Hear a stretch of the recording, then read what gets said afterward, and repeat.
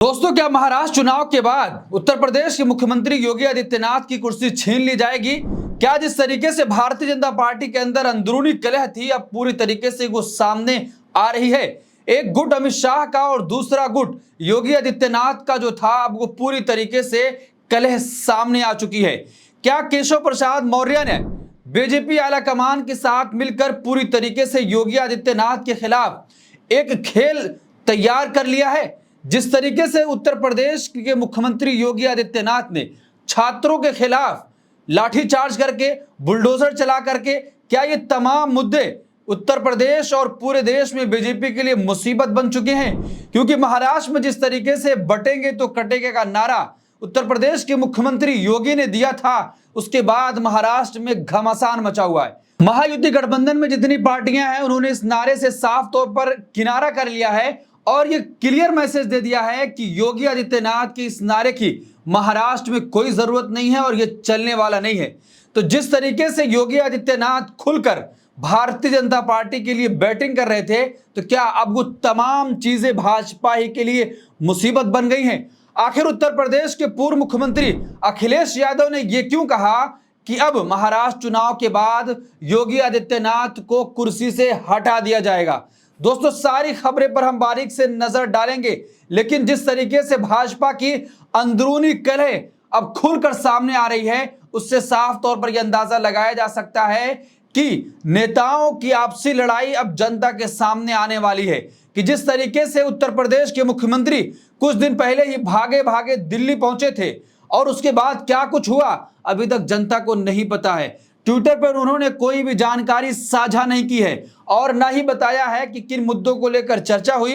प्रधानमंत्री नरेंद्र मोदी से उनकी मुलाकात हुई थी, जेपी नड्डा से मुलाकात हुई थी और यह खबर आई थी कि गृह मंत्री अमित शाह से भी उनकी मुलाकात हुई है, लेकिन मुलाकात की कोई फोटो और कोई खबर अभी तक सामने नहीं आई थी।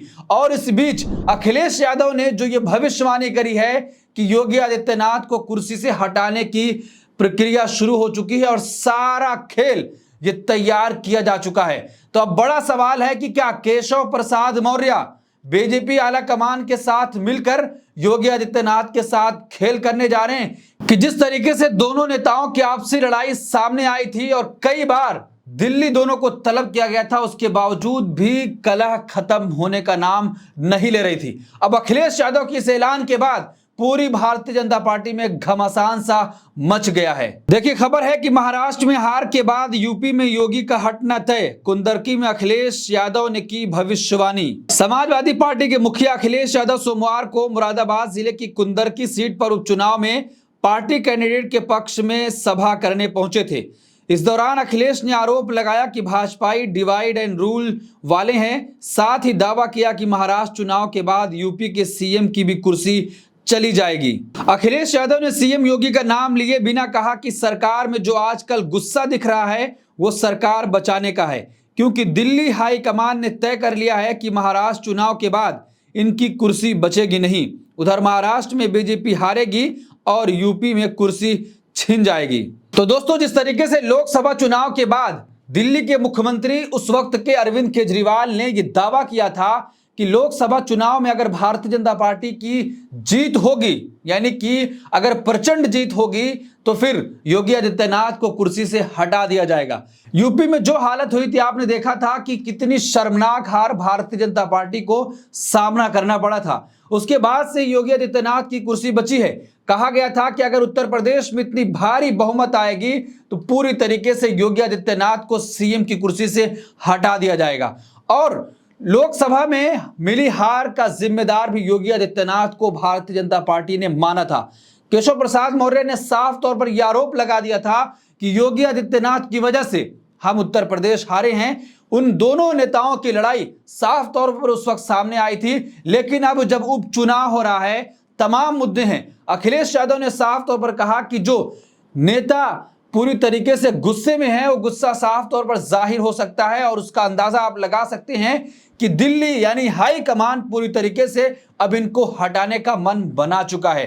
तो क्या उत्तर प्रदेश का उपचुनाव और महाराष्ट्र चुनाव के बाद योगी आदित्यनाथ को कुर्सी से हटा दिया जाएगा? ये बड़ी खबर है और बड़ी भविष्यवाणी उत्तर प्रदेश के पूर्व मुख्यमंत्री अखिलेश यादव ने कर दी है। देखिए आगे अखिलेश ने कहा कि बीजेपी यूपी से ही सत्ता में आई है और यूपी से ही जाएगी।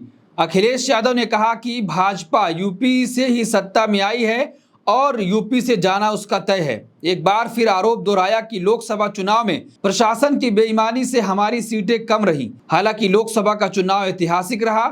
इंडिया गठबंधन और पीडीए ने भाजपा को हरा दिया। पीडीए से घबराई भाजपा पॉजिटिव और सौहार्द की राजनीति नहीं करती है। दोस्तों अखिलेश यादव ने यह बात क्यों कही है मैं आपको बताऊंगा कि जिस तरीके से केशव प्रसाद मौर्य लगातार उत्तर प्रदेश के मुख्यमंत्री योगी आदित्यनाथ के खिलाफ बयानबाजी करते रहते हैं। योगी आदित्यनाथ कुछ करना चाहते हैं लेकिन वो कुछ और ही करते हैं। अभी जिस तरीके से उत्तर प्रदेश के प्रयागराज में छात्रों के ऊपर लाठी बरसाई गई, उसके बाद केशव प्रसाद मौर्य ने कहा कि मैं छात्रों के साथ खड़ा हूं, उनको इंसाफ दिलाकर रहूंगा। देखिए लोक सेवा आयोग पर प्रदर्शन कर रहे छात्रों को पुलिस ने खदेड़ा। उप मुख्यमंत्री केशव प्रसाद मौर्य ने छात्रों को न्याय दिलाने का भरोसा दिया। जो गृह मंत्रालय है उत्तर प्रदेश का वो योगी आदित्यनाथ के अधीन आता है।